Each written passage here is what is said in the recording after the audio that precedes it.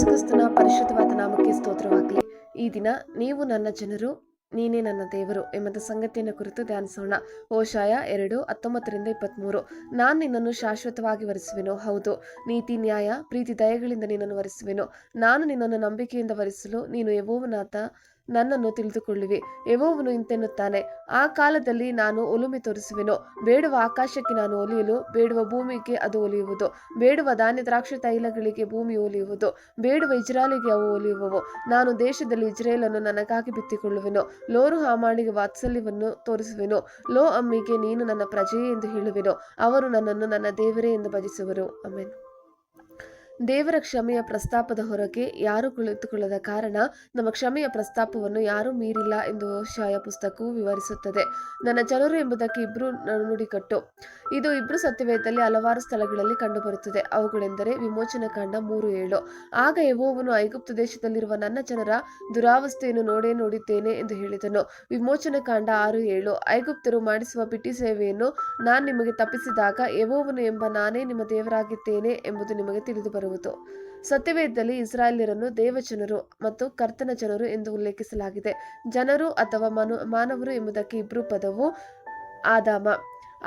ಹಾಗೆಯೇ ಸತ್ಯವೇದದಲ್ಲಿ ಇದರ ಅರ್ಥ ಮನುಷ್ಯ ಅಥವಾ ವ್ಯಕ್ತಿ. ಇಲ್ಲಿ ಆದಾಮನ ಬಹುವಚನ ಮಾನವ ಕುಲ. ಆದಾಮ ಪದವು ನೆಲ, ಮಣ್ಣು ಮತ್ತು ಭೂಮಿಯನ್ನು ಸಹ ಹಂಚಿಕೊಳ್ಳುತ್ತದೆ. ಹಿಬ್ರೂನಲ್ಲಿ ನಿಶ್ಚಿತಾರ್ಥವು ಕಿಡ್ಡುಶಿನ್ ಅಂದರೆ ಪವಿತ್ರೀಕರಣ. ಕಿಡ್ಡುಶಿನ್ ಎಂಬುದು 2 ಭಾಗಗಳ ಯಹೂದಿ ವಿವಾಹ ಪ್ರಕ್ರಿಯೆಯ ಮೊದಲ ಭಾಗವಾಗಿದ್ದು, ಅದು ಪುರುಷ ಮತ್ತು ಮಹಿಳೆಯ ನಡುವೆ ಕಾನೂನು ಸಂಬಂಧವನ್ನು ಸೃಷ್ಟಿಸುತ್ತದೆ. ಅದು ಆಧುನಿಕ ಇಂಗ್ಲಿಷ್ನಲ್ಲಿ ತೊಡಗಿಸಿಕೊಳ್ಳುವುದಕ್ಕಿಂತ ಹೆಚ್ಚು ಬಂಧಿಸುತ್ತದೆ. ಯಹೂದಿ ಕಾನೂನಿನಲ್ಲಿ ಕಿಡ್ಡುಶಿನ್ ಒಂದು ಒಪ್ಪಂದವಾಗಿದ್ದು, ದಂಪತಿಗಳು ಪರಸ್ಪರ ಮದುವೆಯಾಗಲು ಮತ್ತು ಮದುವೆಯ ನಿಯಮಗಳನ್ನು ಪರಸ್ಪರ ಭರವಸೆ ನೀಡುತ್ತಾರೆ. ಭರವಸೆಯನ್ನು ದಂಪತಿಗಳು ಅಥವಾ ಅವರ ಪೋಷಕರು ಅಥವಾ ಇತರ ಸಂಬಂಧಿಕರು ಮಾಡಬಹುದು. ಕಿಡ್ಡುಶಿನ್ ನಂತರ ಮಹಿಳೆ ಕಾನೂನುಬದ್ಧವಾಗಿ ಪುರುಷನ ಹೆಂಡತಿ ಮತ್ತು ಆ ಸಂಬಂಧವನ್ನು ಸಾವು ಅಥವಾ ವಿಚ್ಛೇದನದಿಂದ ಮಾತ್ರ ಅದು ಕರಗಿಸಬಹುದು. ಮದುವೆಯ ಪ್ರಕ್ರಿಯೆಯ ಅಂತಿಮ ಭಾಗವೆಂದರೆ ನಿಸೂಯಿನ್. ಇದು ಪತ್ನಿಯನ್ನು ತನ್ನ ಮನೆಗೆ ಕರೆತರುತ್ತಾನೆ. ನಾವು ನಮ್ಮ ಆರಂಭಿಕ ವಾಕ್ಯವನ್ನು ಡಿಕೋಡ್ ಮಾಡೋಣ. ನಿಶ್ಚಿತಾರ್ಥವು ಹೊಸ ಆರಂಭವನ್ನು ಸಂಕೇತಿಸುತ್ತದೆ. ಹೋಶಾಯ 2:19 ನಿಶ್ಚಿತಾರ್ಥದ ಭರವಸೆಯು ಹಿಂದೆ ಇದ್ದದ್ದನ್ನು ಸರಿಪಡಿಸುವ ಬದಲು ಹೊಸ ಆರಂಭ ಮತ್ತು ನೂತನ ಆರಂಭವನ್ನು ಪ್ರತಿನಿಧಿಸುತ್ತದೆ. ನಿಶ್ಚಿತಾರ್ಥವು ಶಾಶ್ವತ ಸಂಬಂಧವಾಗಿದೆ.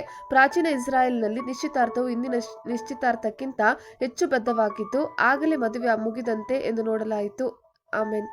ಸಭೆ ಕ್ರಿಸ್ತನ ವಧು. ಸಭೆ ಎಂದಿಗೂ ಮುರಿಯಲು ಅಥವಾ ನಾಶವಾಗದ ಶಾಶ್ವತ ಸಂಬಂಧದಲ್ಲಿ ಕ್ರಿಸ್ತನಿಗೆ ನಿಶ್ಚಿತಾರ್ಥವಾಗಿದೆ. ದೇವರ ಸಂದೇಶವು ಪ್ರೀತಿಯದ್ದಾಗಿದೆ. ಹೋಶಾಯನ ಸಂದೇಶವು ಪ್ರೀತಿಯದ್ದಾಗಿದೆ ಮತ್ತು ದೇವರು ದಯೆಯ ಮಾತುಗಳನ್ನು ಬಳಸುತ್ತಾನೆ.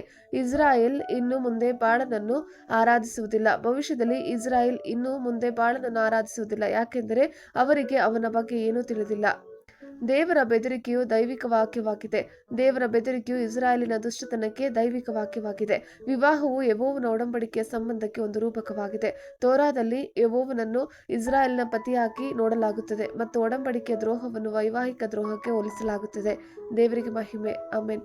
ಎಲ್ಲಾ ವಿಷಯಗಳನ್ನು ಹೊಸದಾಗಿ ಮಾಡಲಾಗಿದೆ. ಪ್ರಕಟಣೆ 21:1-7 ವಾಕ್ಯ. ತರುವಾಯ ನೂತನ ಆಕಾಶ ಮಂಡಲವನ್ನು ನೂತನ ಭೂಮಂಡಲವನ್ನು ಕಂಡೆನು. ಮೊದಲಿದ್ದ ಆಕಾಶವು ಮೊದಲಿದ್ದ ಭೂಮಂಡಲವು ಇಲ್ಲದೆ ಹೋದವು, ಇನ್ನು ಸಮುದ್ರವೂ ಇಲ್ಲ. ಇದಲ್ಲದೆ ಪರಿಶುದ್ಧ ಪಟ್ಟಣವಾದ ಹೊಸ ಯೆರೂಸಲೇಮು ಪರಲೋಕದಿಂದ ದೇವರ ಬಳಿಯಿಂದ ಇಳಿದು ಬರುವುದನ್ನು ಕಂಡೆನು. ಅದು ತನ್ನ ಗಂಡನಿಗೋಸ್ಕರ ಅಲಂಕೃತಳಾದ ಮಂದಲಗೀತಿಯಂತೆ ಶೃಂಗರಿಸಲ್ಪಟ್ಟಿತು. ಇದಲ್ಲದೆ ಸಿಂಹಾಸನದೊಳಗಿಂದ ಬಂದ ಮಹಾಶಬ್ದವು ನನಗೆ ಕೇಳಿಸಿತು.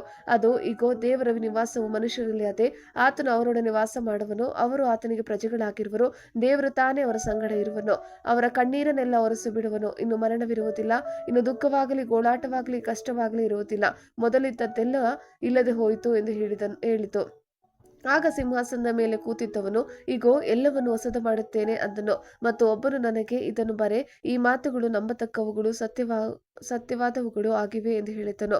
ಆಗ ಸಿಂಹಾಸನದ ಮೇಲೆ ಕೂತಿದ್ದವನು, ಎಲ್ಲಾ ನೆರವೇರಿತು, ನಾನೇ ಆದಿಯೂ ಅಂತ್ಯವೂ ಪ್ರಾರಂಭವೂ ಸಮಾಪ್ತಿಯೂ ಆಗಿದ್ದೇನೆ. ದಾಹವುಳ್ಳವನಿಗೆ ಜೀವಜಲದ ಬುಗ್ಗೆಯಲ್ಲಿ ಕ್ರಯವಿಲ್ಲದೆ ಕುಡಿಯುವುದಕ್ಕೆ ಕೊಡುವೆನು. ಜಯ ಹೊಂದುವವನು ಇವುಗಳಿಗೆ ಬಾತಿನಾಕುವನು. ನಾನು ಅವನಿಗೆ ದೇವರಾಗಿರುವೆನು, ಅವನು ನನಗೆ ಮಗನಾಗಿರುವನು. ಆಮೆನ್. ಕರ್ತನ ಕೃಪೆ ನಿಮ್ಮೆಲ್ಲರೊಂದಿಗಿರಲಿ.